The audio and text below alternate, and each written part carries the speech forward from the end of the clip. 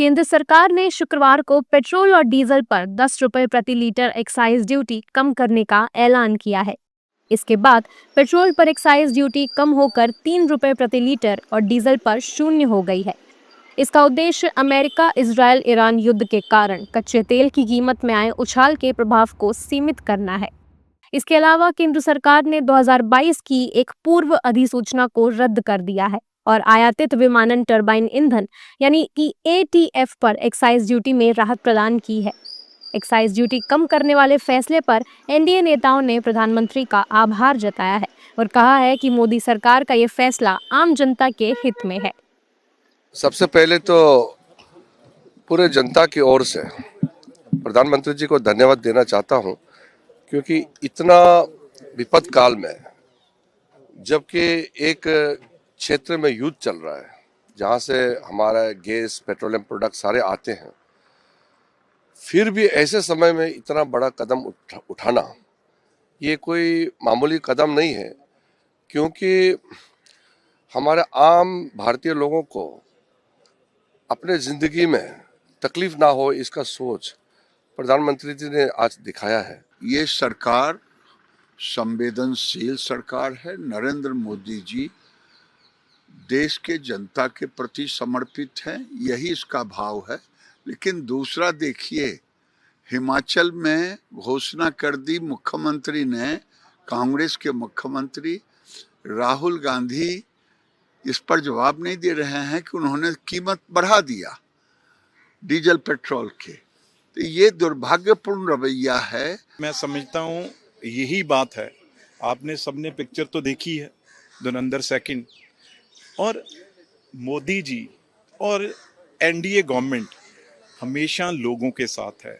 आज यही वो सीढ़ियाँ हैं ना जहाँ पे आपके सबसे जो रोज माइक पे सरेंडर, भाग गए, भगौड़े, आज सबसे बड़ी राहत जो बाकी देश कहीं पे यूनिवर्सिटी बंद कर रहे हैं, कहीं पे स्कूल बंद कर रहे हैं, कहीं रेट बढ़ा रहे हैं, और यहाँ क्या हो रहा है इस देश में, डीजल पेट्रोल सब कुछ सस्ता हो रहा है।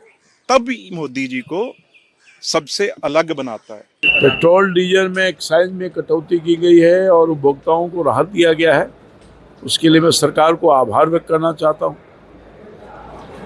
ताकि लोग को भार नहीं पड़े। जो क्राइसिस तो है ना, पूरे वर्ल्ड में क्राइसिस हो गया है ना पेट्रोलियम पदार्थ का, उससे निपटने के लिए सरकार की यह पहल सराहनीय है और स्वागत योग्य है।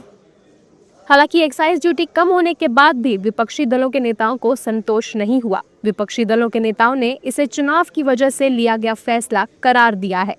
विपक्ष का कहना है कि सरकार ने एक्साइज ड्यूटी कम करने का फैसला तो लिया है, लेकिन आसानी से तेल मिल कहां रहा है। विपक्ष ने ये भी आशंका जताई है कि चुनाव के बाद सरकार दामों को दोगुना कर सकती है। नहीं, ये इम्पोर्टेंट है, क्योंकि जिस तरीके से तेल का दाम बढ़ रहे हैं और उसकी किसी तरीके से जनता को क्वेश्चन करना ज़रूरी है। पर ये मुझे ज़्यादा चुनावी कारणों की वजह से लग रहा है, क्योंकि अगर आपको याद होगा पहले हफ्ते में ही जैसे ही ईरान और इजराइल का युद्ध शुरू हुआ, वहीं पे उन्होंने दाम बढ़ा दिए थे LPG गैस सिलेंडर के, कमर्शियल के भी और डोमेस्टिक के भी। और अब आकर उनको लग रहा होगा कि अब इलेक्शंस में उसकी वजह से नुकसान हो सकता है।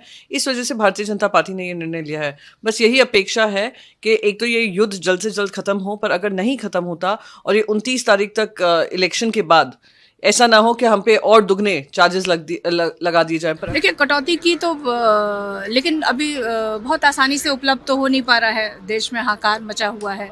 LPG हो, चाहे पेट्रोल हो, चाहे डीजल हो, लंबी लंबी कतार में लोग खड़े हैं उसके लिए। तो कहीं दिख नहीं रहा है। आसानी से अगर उपलब्ध होता तो शायद कहीं लोगों को, लेकिन फिर भी मैं कहूँगी कि इतनी ज़्यादा पेट्रोल और डीजल सबके LPG के प्राइसेस बढ़े हुए हैं, आम आदमी की पहुँच से दूर है, तो इसका कोई फ़ायदा दिखता हुआ मुझे दिख नहीं रहा। ऐसा कोई डकैती करे ना, और डकैती करने के बाद उसमें से 1-2 सिक्के निकाल के फेंक दे, कुछ यही सरकार, मोदी सरकार कर रही। जब कांग्रेस सरकार गई तो 9 रुपए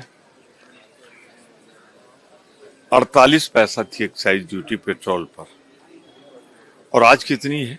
32.5 98 यानी 33 यानी 4 गुना बढ़ा दिया।